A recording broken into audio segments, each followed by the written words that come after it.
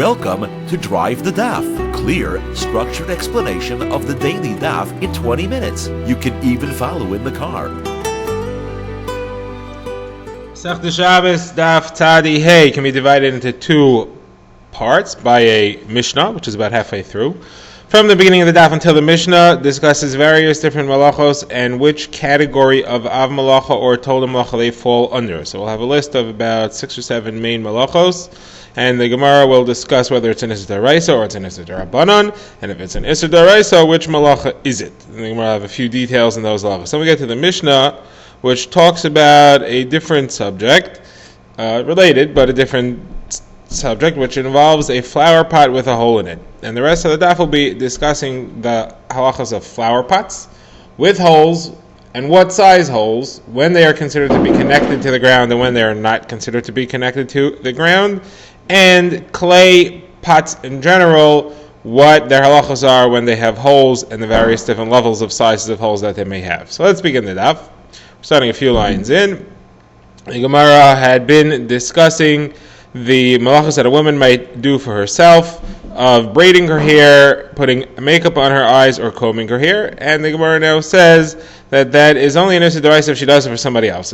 If she performs these activities for herself, it's not an Issur D'Oraisa because it's not the normal way of doing it. It's not expertly done by a person on herself. Another brisa about personal care. Shimon ben Elazar said a woman should not put on reddish makeup, I guess like blush, on her cheeks on Shabbos, because that is tzoveya. It is painting the skin. Okay, now the Gemara has a brisa, which brings a list of 6 toldos, 6 malachos. And the Gemara will say at the end of the brisa that it's a machlokas between the Chachamim and Rabbi Eliezer, whether it's an Issur D'Oraisa or not. Rabbi Eliezer says it's an Issur D'Oraisa. All these, if you do it b'shagig, it's a chatas, on Yom Tov it's a lav. Chachamim say these are all an Issur D'Rabbanan. What's on the list? Before we get to the list, we need a brief introduction to cheese making. To make cheese, you would take milk, you would put it in the 4th stomach, the cava of a ruminant animal, a cow or a sheep. There's a chemical in there which curdles the milk. Then it separates into solid and very light liquid. The solid is the curds, and the light liquid is the whey, and then you would have to strain the whey out of the cheese and compact the curds into a block of the cheese. So these are some of the malachos that are involved here. So the brisa says 6 malachos. 3 involve cheese making, and 3 involve cleaning the floor. 2 involve the floor, and 1 unrelated. So the first 3 are as follows: somebody who milks an animal, or he then strains the whey out of the curds, or he presses the curds together to a block of cheese. All these things, the minimum amount is a groigeres, size of a dried fig. And there's a machlokas rishonim whether or not the machlokas about whether it's d'oraisa or d'rabbanan applies to these 3. But Rashi assumes that it does. Okay. Now, the next 3 are somebody who sweeps the floor of the house, or somebody who sprinkles water around the house to keep the dust from rising. This was a common thing. The floors were made out of earth. They would have to sweep them, and then they would have to sprinkle water so that the house shouldn't be full of the dust from the floor. Okay, those 2 activities. And then the third one is somebody who removes honey from honeycombs on Shabbos. All these 6 things, Rabbi Eliezer says is an Issur D'Oraisa, and the Chachamim say is an Issur D'Rabbanan. Now, the Gemara wants to know what malacha are each of these included in. So the Gemara says Rav Nachman bar Guria came from Eretz Yisrael to Naharda, and they asked him, somebody who milks an animal, what is the malacha? So he said, milking. I said, somebody who strains whey, what's the malacha? He said, well, it's straining whey. It's somebody who makes cheese, what's the halacha? What's the malacha? He said, oh, it's cheese making. So they said to him, your Rebbe should have been cutting reeds in the swamp because he doesn't know how to teach a brisa.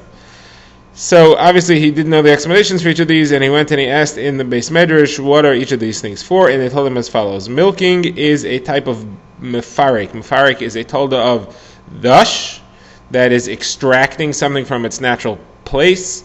just like extracting wheat from its kernels. So milk is extracted from the cow that it was in. Okay, now straining the milk is a type of bayrer. It's keeping the whey out of the cheese. And cheese making is boine. It is building, it is taking pieces and pressing them into one solid mass. That's the malacha of building. Okay, now the Gemara moves on to the second half of the brisa, sweeping the floor, sprinkling the water to keep down the dust, or taking honey. So what's with all these things? So we saw that it's machlokes whether it's an issur d'oraisa or an issur d'rabbanan. So the Gemara says, what is Rabbi Eliezer's reason that he says it's an issur d'oraisa? So he says because it is toilesh, it is removing, it's cutting something off from where it grows. So the Gemara says, where does he see that from? The Gemara says, because in Navi it describes how Yehonasan, the son of Shaul HaMelech, stuck his stick into honey and he ate it. So he calls the honeycomb Yaros Dvash, which translates to forests of honey. Now what does honey have to do with forests? Honey comes in honeycombs, which are called loaves in Chazal. It's called Chalos Dvash. Where's the Yaros Dvash? Where's that from? So Rabbi Eliezer explains it's compared to trees in the forest. Just like trees in the forest, you would be doing toilesh if you cut them off the ground. If you take the honey off the honeycomb, you're also doing toilesh. You're taking them out of the place where they grew. Okay. Next, we saw sprinkling the water to keep down the dust. So the Gemara says that Ameimar said that you're allowed to do that in the city of Mechuzah. What's the reason? Because the entire problem with sprinkling the dust is that you may come to smooth out holes in the floor. But in Mechuzah, the floor is all made out of stone, and therefore there is no Isser. Similarly, the Gemara says that Rav Tosfa, or Rabbah Tosfa, met Ravina, who was upset about all the dust in the air in his house, or maybe it was Mark Shisha, the son of Rava, founder of Ashi, who was all upset about the dust, and he said, you don't have to be upset about it, there's a solution.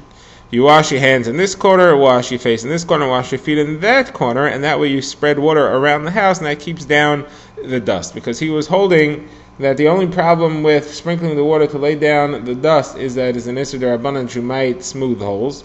That is unlikely, and therefore Chazal allowed you to do it through a device called harama, where you're causing it to happen without directly doing it. Similarly, the Gemara has a brisa that a woman who is a chacham, Rashi explains she's the daughter or the wife of a Talmud Chacham, she's allowed to keep the dust down by washing cups and spoons all around the house, and that way you sprinkle water to keep the dust down. The Gemara now adds, by the way, now since we pass on like Reb Shimon, that a malacha that's not miskaven, you do not intend to do, is mutter, so you're allowed to you're allowed to just sprinkle the water on the floor straight, because the worst thing you might do is level the floor, and that would be einay miskaven, and it's not obsecracious, so it wouldn't be an issue. Okay. We now move on to the next Mishnah, which discusses the halachos of holes in earthenware flower pots. Now, holes in flower pots, or any type of earthenware kli, have a lot of different halachic implications. First of all, our discussion in here, at least in the Mishnah, centers around the flower pot. And the question is, when you have a plant growing in a flower pot, is the plant considered to be connected to the ground? And the issue is it drawing nourishment from the ground or not? Now, if the flower pot has holes in it, it's more likely that it's drawing nourishment through the holes. If the flower pot has no holes in it, then it is not drawing any nourishment at all. So the Mishnah says that there is no machlokes about the fact that a flower pot with no holes in it, a solid flower pot, the plants growing from it are not drawing any nourishment. If you pick up the flower pot, you're not disconnecting the plant from its source of nourishment or from any source of nourishment, and therefore there's no malacha. However, what happens if there is a hole? So here you have a machlokes. The Tanna Kama says it's drawing nourishment through the hole from the ground, and therefore it is toilesh if you pick up the flower pot. You're detaching the plant in it from the ground.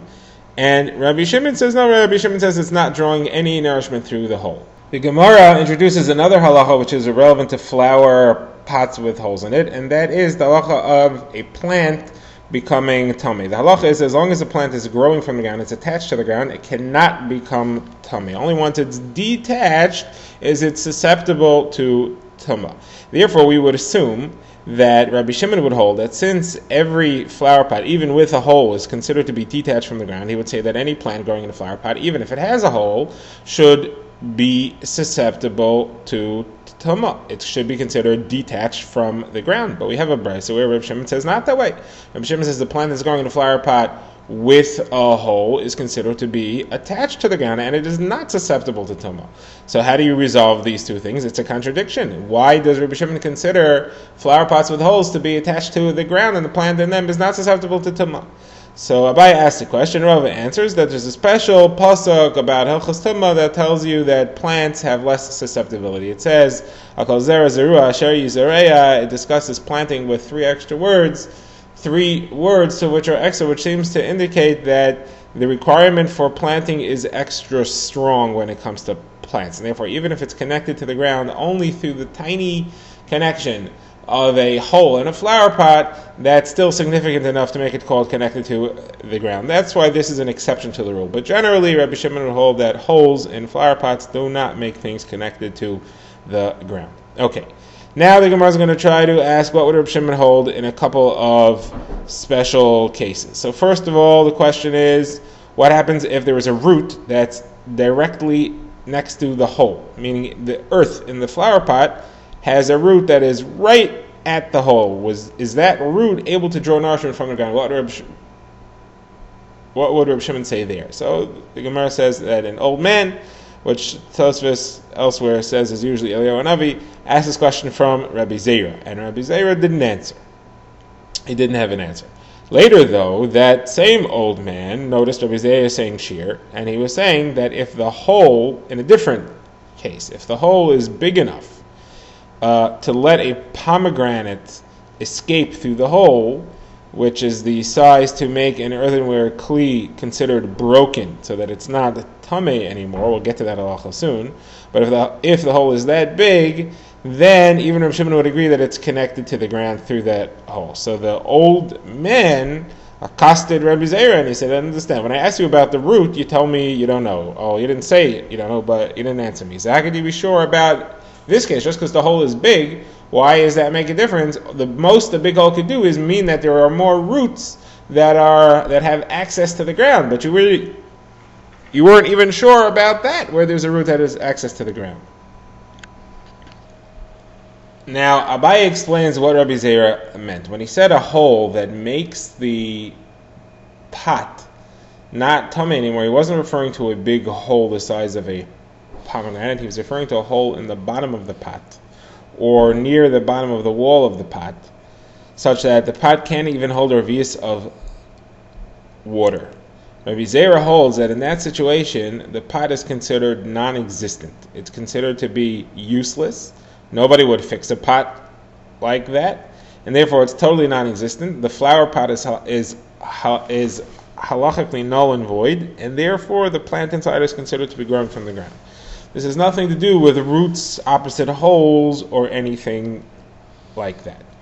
Okay, now the Gemara switches slightly to a discussion of holes in earthenware pots altogether. The halacha is that when an earthenware pot has a hole in it, if the hole is big enough to make the pot not functional, it loses the status of pot, it loses the status of a functional kli, and therefore its halacha will change. Now this halacha is relevant to a number of different things. It's relevant to whether or not the kli is tameh or not. If it is tameh, and then it breaks to a point that it's not functional, it's considered to be tahor. Its tumah goes off it.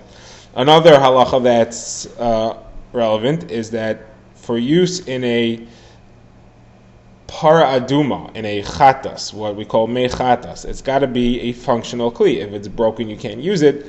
The Torah says to put the water in a cheres kli. Now, Rava defines it's 5 levels of halacha, 5 levels of hole in an earthenware container which take off its halachos one by one. The smaller holes have less of halacha impact, and as the holes get bigger and bigger, more and more halachos fall away, meaning the kli becomes considered to be useless and non-functional, and not a kli relevant to more and more halachos. So let's see what Rava says. So first of all, he says, if you have a hole in an earthenware pot which is only large enough to let liquid drip out, that means that if you fill it up with water, the water will drip out. It is not enough to let water in, but it's enough to let water out. So that's negay the following halacha only. If the pot is a whole pot, it's still considered a functional. Just because water drips is not a reason to throw the pot out, because you could just put something underneath it to catch the drips and still use the pot. If, however, it's a broken piece of a pot and you're still using it to contain some water, you're not going to save it if that broken piece has a tiny hole that lets water drip out. You wouldn't save it for that. So therefore, a shard, a broken piece, would no longer have any status of any kli for anything if it has a hole that size. However, otherwise whole, meaning unbroken earthenware kli, would stay a kli even if it has a hole that size. If, however, the hole is bigger, and that means that water can get in through the hole, not only get out through the hole, then you can't use it for paraduma anymore. It's not considered functional enough to use for a paraduma water. However, plants that are growing in it are still considered to be detached from the ground. That's not a big enough hole to be considered to be attached to the ground. The plants that are in it are detached from the ground, and therefore they can become tameh if tumah falls on them. Now, a slightly larger hole would be is if it's big enough for a small root to grow out through the hole. At that point, the plants that are in it are considered connected to the ground. But a kli with a hole that size, which is set aside for holding olives, is still a tamei kli. It's not considered broken to the point that it's not capable of holding olives. If, however, the hole gets bigger, and now it can't even hold olives, so if this was a kli that you set aside to serve as an olive container, it's now no longer functional, and therefore it's not tamei anymore. The halacha is whenever an earthenware kli breaks, becomes non-functional, its tumah goes off.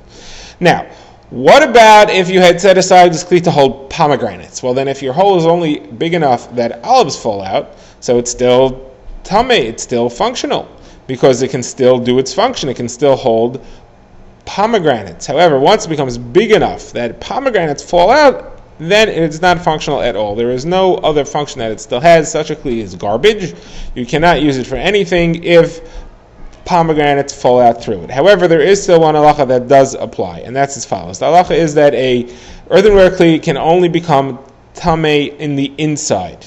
On the outside, it cannot become tamei. So if you have a earthenware kli which is sealed, it can't become tamei because tumah can't get into it. Even if it's in a house with a mace, the tumah can't get into it. Now that tumah can only get in through the mouth. So if you were to make a hole in that kli, the tumah doesn't get through the hole. The only way tumah can get in there is if the cover comes off, or you make a new mouth of the kli. Now, making a new mouth of the kli is not enough if you have a hole that's big enough for a pomegranate to fall out of. A mouth is bigger than a pomegranate. It's got to be that the majority of the cover has broken off and has opened up. That's the only way that tumah can get in to the kli. Now, the Gemara says that Rav Asi had a problem with Rava's shear of the olives coming out. Rav Asi said, I heard a brisa that says that the standard earthenware kli doesn't become tahar when an olive could fall out. It becomes tahar when a rimon could fall out, when a pomegranate could fall out, which Rava had said that's only for a special kli that's set aside for holding pomegranates, but the standard kli is for olives.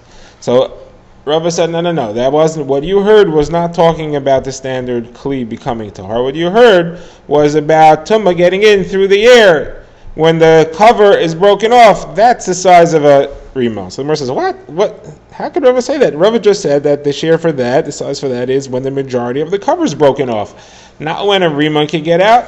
The Gemara says, no. There's two types of kelim. Depends. A small one and a big one. A small one goes by a rimon, And a big one goes by when the majority of the cover is broken off. This takes us to the end of Daf Tzadi Hey, and we'll pick up Daf. Drive the Daf is a project of the Grand Woodlands Shul and is presented by Rabbi Yitzchak Landa. Find us on YouTube or subscribe to daily emails by emailing drivethedaf@gmail.com.